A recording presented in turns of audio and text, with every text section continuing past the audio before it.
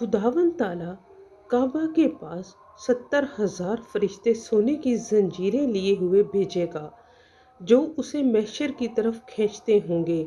और एक फरिश्ता काबा को पुकारता होगा कि ए काबातुल्लाह चल।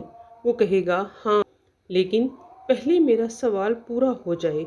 कहा जाएगा अच्छा मांग। वो कहने लगा ए रब, मेरे पड़ोसियों की निस्बत जो मेरे गिर्द मदफून है मेरी सिफारिश मंजूर फरमाइए। इरशाद होगा तुम्हारी ये दरख्वास्त मंजूर हुई। फिर कहा जाएगा ए काबतुल्लाह चल। वो कहेगा हाँ, लेकिन पहले मेरा सवाल पूरा हो जाए। इरशाद होगा मांग।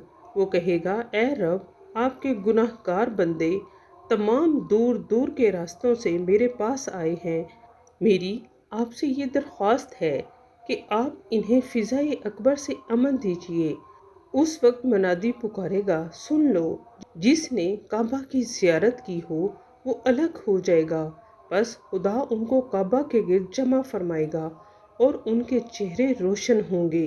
फिर कहा जाएगा ए काबतुल्लाह चल। वो कहेगा लब्बैक अल्लाहुम्मा लब्बैक। फिर जंजीरों में इसे महशर की तरफ खींच कर ले जाएंगे। बस सबसे पहले जो महशर में आएंगे वो हज़रत मोहम्मद सल्लल्लाहु अलैहि वसल्लम हैं। काबा आपसे कहेगा कि जिसने मेरी ज़ियारत ना की हो आप उसकी फ़िक्र में मशगूल हो जाएं, और जिसने मेरी ज़ियारत कर ली है वो तो मेरी सिफारिश में है। किताब शरफुल मुस्तफ़ा में मज़कूर है कि काबा हज़रत नबी करीम सल्लल्लाहु अलैहि वसल्लम की कब्र की ज़ियारत की खुदा से इजाज़त चाहेगा। उसको इजाज़त मिल जाएगी तो कहेगा ए नबी अल्लाह, अब 3 चीज़ों की फ़िक्र कीजिए।